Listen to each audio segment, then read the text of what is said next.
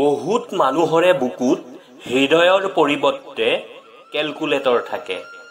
এনে লোকে হাত মিলোৱাৰ আগতেই হিচাপ কৰি লয় মোৰ ইয়াৰ পৰা কিমান লাভ হ'ব। সকলোৰে আজিৰ দিনটো শুভ হওক। আমি ভুল কেতিয়া কৰোঁ জানে? যেতিয়া গুৰুত্ব নিদিয়া মানুহৰ ওচৰত বাৰে বাৰে গুৰুত্ব বিচাৰি যাওঁ তেতিয়া।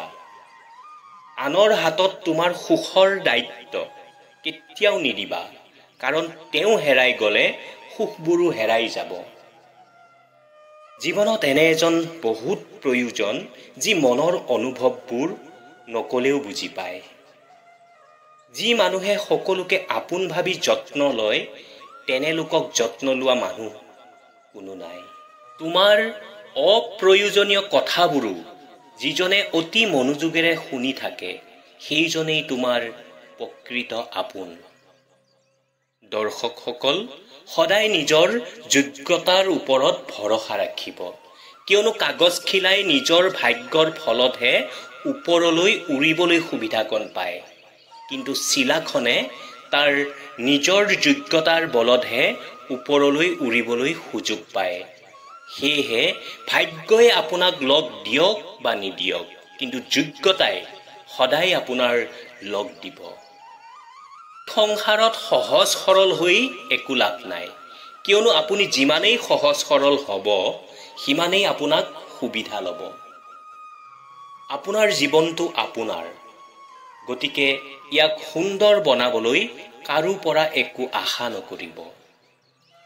যিজন মানুহ কাৰো চকুত বেয়া নহয় তেন্তে জানিব সেইজন মানুহ অতি চালাক আৰু তেওঁ কাৰো আপোন নহয়। সকলোতকৈ মূল্যৱান বস্তুটোৱেই হৈছে সময়, গতিকে আপোনাৰ সময় কাক দিছে ভাবি চিন্তি চাব। মূল্য তেওঁক সোধক যিয়ে নেকি কিবাহত বিফল হৈছে। এমাহৰ মূল্য তেওঁক সোধক যিয়ে নেকি যোৱা মাহৰ দৰমহা পোৱা নাই। এসপ্তাহৰ মূল্য তেওঁক সোধক যিয়ে নেকি গোটেই সপ্তাহটো হস্পিটেলত কটাবলগীয়া হৈছে। আকৌ এদিনৰ মূল্য তেওঁক সোধক যিয়ে নেকি গোটেই দিনটো ভোকত থাকিব লগা হৈছে। এঘণ্টাৰৰ মূল্য তেওঁক সোধক যিয়ে নেকি ঘণ্টা ধৰি কাৰোবাৰ বাবে অপেক্ষা কৰি থাকিবলগীয়া হৈছে। 1 মিনিটৰ মূল্য তেওঁক সোধক যিয়ে নেকি মাত্ৰ 1 মিনিটৰ বাবে ট্ৰেইনখন মিছ কৰিলে। আৰু শেষত 1 ছেকেণ্ডৰ মূল্য তেওঁক সোধক যিয়ে নেকি মাত্ৰ 1 ছেকেণ্ডৰ বাবে দুৰ্ঘটনা হোৱাৰ পৰা বাচিছে।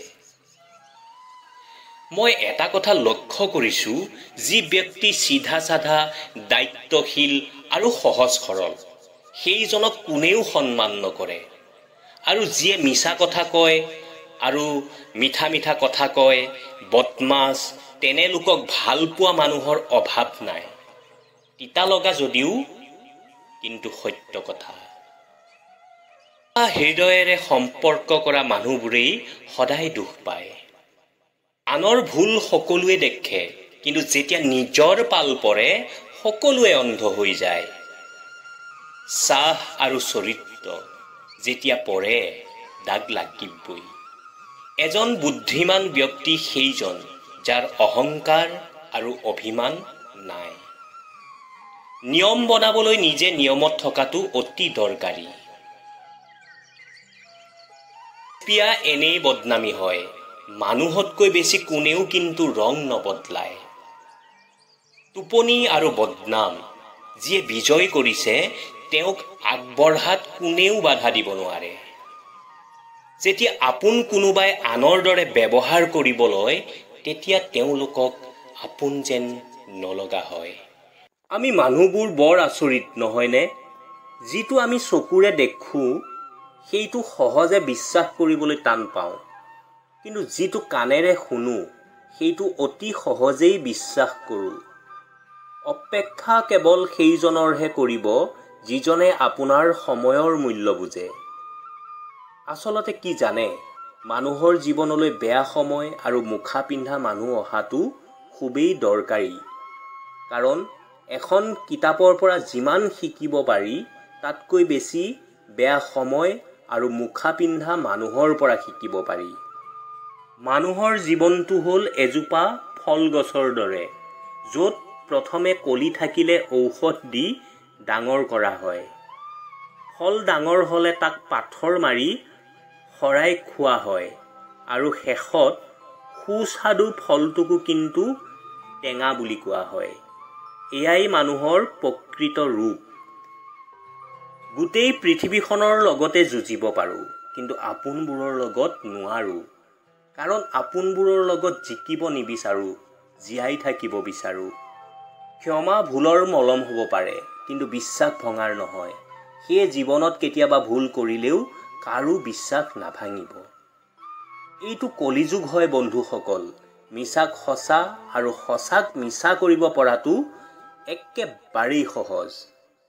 কোনোবাই যদি আপোনাৰ খবৰ লোৱা নাই তেন্তে চিন্তা নকৰিব, কিয়নো এইখন পৃথিৱীত খবৰ লোৱা মানুহৰ সংখ্যা কম, কিন্তু খবৰ বিয়পোৱা মানুহৰ সংখ্যা বেছি।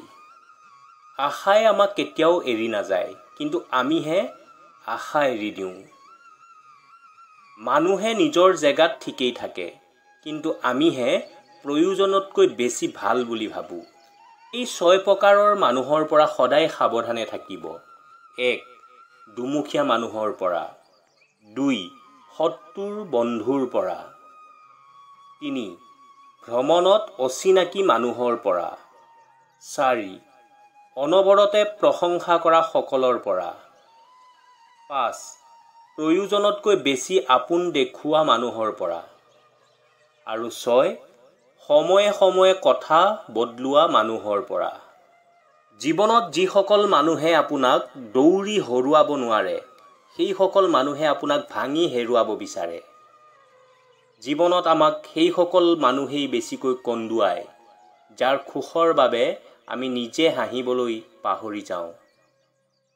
এইখন কলিযুগৰ পৃথিৱী। ইয়াত সত্যত চলাজনৰ, হৃদয়েৰে সম্পৰ্ক কৰাজনৰ আৰু প্ৰেম কৰাজনৰ মূল্য নাই।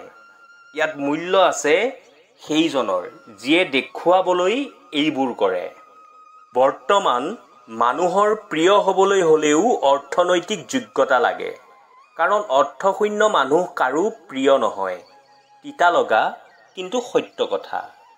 নিমপাতত যিমানেই চেনি নিদিয়ক কিয়, যেনেদৰে মিঠা নহয়, ঠিক তেনেদৰে কিছুমান মানুহ আছে, সিহঁতক যিমানেই ভাল পোৱা নিদিয়ক কিয়, কেতিয়াও আপোন নহয়। পাত সৰাৰ আগত পাতৰ ৰং বদলি যায়, আৰু মানুহ বদলাৰ আগত তাৰ কথা কোৱা ধৰণ বদলি যায়। এটা ভাল মনে এটা বেয়া জীৱনকো বদলাই দিব পাৰে, আৰু এটা বেয়া মনে এটা সুন্দৰ জীৱনকো ধ্বংস কৰে। সেয়ে সুন্দৰ মানুহক নহয়, সুন্দৰ মনক বিচাৰক। দুশ্চিন্তা দূৰ কৰাৰ একমাত্ৰ উপায় হ'ল নিজকে ব্যস্ত ৰাখা। নিজকে এনেভাৱে সজাওক যিজনে তোমাক অকলশৰীয়া কৰি এৰি গৈছে, সেইজনে যাতে এদিন তোমাক দেখি তলমূৰ কৰিবলৈ বাধ্য হয়। জীৱন, তোমাৰ সপোনো বৰ আচৰিত। তুমি দুখীয়াক সেই অট্টালিকাৰ সপোন দেখুওৱা য'ত ধনীসকলৰ টোপনি নাহে। মানুহৰ মুখাৰ আঁৰৰ মুখবোৰ তেতিয়াহে ওলাই পৰে যেতিয়া সত্যৰ ওচৰত হাৰ মানিব লগাত পৰে। কথা এষাৰ আছে নহয়, সত্য সদায় জয়। শব্দই কেৱল আঘাত দিয়ে, কিন্তু মৌনতাই যন্ত্ৰণা দিয়ে। কাৰোবাক ভাল পাবলৈ মাত্ৰ কেইটামান ক্ষণৰ প্ৰয়োজন, কিন্তু পাহৰিবলৈ গোটেই জীৱন লাগে। এনেকুৱা এজন মানুহৰ লগত আছোঁ, যিজনে মোক বুজিও নুবুজাৰ ভাও ধৰে আৰু মোক অৱহেলা কৰে। মোৰ ভুল এইটোৱেই, মই তেওঁ কৰা অৱহেলাৰ পৰিৱৰ্তে তেওঁক ভাল পোৱা দিবলৈ সদায় চেষ্টা কৰোঁ। পৃথিৱীত সকলো বস্তুৱেই মূল্যৱান, মাত্ৰ সেয়া হেৰাই যোৱাৰ পিছত আৰু বিচাৰি পোৱাৰ আগত। এজন অযোগ্য মানুহৰ লগত গোটেই জীৱন কটোৱাটো ইমান সহজ নহয়, যিমান ক'বলৈ সহজ। এজনী নাৰীয়ে এজন পুৰুষৰ লগত তেতিয়াহে সুখী হ'ব পাৰে, যেতিয়া কিছু কথা নোকোৱাকৈয়ে মনৰ অনুভৱবোৰ বুজিব পাৰে। চিকিৎসা কেৱল বেমাৰৰহে কৰিব পাৰি, সন্দেহৰ নহয়। পত্নী হেৰালে পত্নী পোৱা যায়, কিন্তু মা হেৰালে মা পোৱা নাযায়। এইটো খুব প্ৰচলিত এটা কথা। বহুতেই এই কথাষাৰ আৱেগিক হৈ কৈ এনে ভাৱ দেখায় যে মাৰ কাৰণে তেওঁৰ ভালপোৱাৰ শেষ নাই আৰু পত্নীজনী ডাষ্টবিনৰ জাবৰ, যেতিয়াই ইচ্ছা তেতিয়াই পেলাই দিব পাৰি। সেইসকল ব্যক্তিক উদ্দেশ্য কৰি কোৱা কিছু কথা। মা আৰু পত্নী দুয়োগৰাকী দুই মেৰুৰ, এজনী হ'ল জননী, আনজনী হ'ল সহধৰ্মিনী। মা জন্মদাত্ৰী, যাৰ কোনো তুলনা নাই, আৰু পত্নী পৰিপূৰ্ণতা দানকাৰী, যিজনী নহ'লে আপুনি অপৰিপূৰ্ণ। এজনীৰ লগত আনজনী তুলনা কৰাৰ মূৰ্খামিৰ বাহিৰে আন একো নহয়। আপুনি যেনেকৈ অসহায় আপোনাৰ মা অবিহনে, ঠিক তেনেকৈ আপোনাৰ সন্তানটিও তেওঁৰ মা অবিহনে অসহায়। আপোনাৰ মায়ে যেনেকৈ আপোনাক ডাঙৰ মাছৰ টুকুৰাটো খুৱায়, এই কাম কিন্তু আপোনাৰ পত্নীও কৰে আপোনাৰ সন্তানটোৰ কাৰণে। আপোনাৰ কিবা হ'লে মাৰ পিছত সৃষ্টিকৰ্তাৰ ওচৰত যিয়ে আচল পাতে, তেওঁৱেই আপোনাৰ পত্নী। আপোনাৰ ওচৰত যেনেকৈ আপোনাৰ ভনী বা ছোৱালীজনী মৰমৰ, আপোনাৰ পত্নীও কোনো ভাই বা দেউতাৰৰ ওচৰত একেই আদৰৰ। আপোনাৰ মৃত্যুত যেনেকৈ আপোনাৰ মা সন্তানহাৰা হয়, ঠিক তেনেকৈ আপোনাৰ পত্নীও সংগীহাৰা হয়। মাৰ যদি আৰু বেলেগ সন্তান থাকে, তেতিয়াহ'লে তেওঁ মাক চোৱা চিতা কৰিব, কিন্তু আপোনাৰ পত্নীক কোনে চাব? সেইকাৰণে এজনৰ লগত আনজনৰ তুলনা কৰা মুঠেই ঠিক নহয়। এক কথাত ক'বলৈ গ'লে দুই মহাৰাণীৰ মাজত কেতিয়াও তুলনা নহয়। তেওঁৰ পত্নীক ভাল পাব, কাৰণ অলপমান ভালে থকাৰ আশাতে তাই আপোনাৰ ঘৰখনলৈ সকলো এৰি আহিছে। কথা ক'বলৈ তীক্ষ্ণ বুদ্ধি আৰু প্ৰখৰ স্মৃতিশক্তিৰ প্ৰয়োজন, কিন্তু সত্য কথা ক'বলৈ মাথো সততাৰ প্ৰয়োজন। যদি মিছা ক'ব খোজে পত্নীৰ আগত ক'ব, আচৰিত হৈছে, নহ'ব, অনুমতি আছে, মাথো কথাকেইটা শুনক। পত্নীৰ মন জয় কৰাৰ কাৰণে মিছা ক'ব পাৰিব, তাত কোনো অপৰাধ নাই। পত্নীক দেখাত সুন্দৰ নহ'লেও সুন্দৰ বুলি ক'ব, ৰন্ধা বঢ়া বেয়া হ'লেও বহুত ভাল হোৱা বুলি ক'ব। এনেকৈ সম্পৰ্ক গভীৰ হ'ব আৰু ভালপোৱা বাঢ়িব। সুধিছোঁ, এনেকৈ ভাল পাব পাৰিনে? ধৰি লওক আপুনি অফিচত বহি আছে, হঠাৎ আপোনাৰ পত্নীক ফোন কৰি ক'লে, শুনিছা, মোৰ অফিচৰ ফাইলটো ঘৰতে এৰি থৈ আহিছোঁ, ড্ৰয়াৰ লোৱা। তাৰপিছত তাই দৌৰা দৌৰিকৈ ড্ৰয়াৰ খুলি দেখিলে এটা ৰঙা ৰঙৰ খাম পৰি আছে। খামৰ ভিতৰৰ কাগজ টুকুৰাত লিখা আছে, আই লাভ ইউ চুইটহাৰ্ট। এদিন অসময়ত ঘৰত আহি দৌৰা দৌৰিকৈ ক'লে, ঘৰত এটা ইম্পৰ্টেণ্ট বস্তু এৰি থৈ গৈছোঁ। তাৰপিছত তাইৰ কপালত এটা চুমা দি ক'লে, পাই গ'লোঁ, এতিয়া যাওঁ। বিশ্বাস কৰক, তাই সুখতে নিশ্বাস বন্ধ হোৱাৰ দৰে অৱস্থা হ'ব। ঘূৰি নোচোৱাকৈ অনুভৱ কৰিব পাৰিব তাই গালত অশ্ৰু নিগৰিছে। মানুহজনক ধৰি ৰাখিবৰ কাৰণে হিয়াৰ নেকলেছ নালাগে, লাগে অলপ যত্ন, মৰম আৰু অলপ আন্তৰিকতা।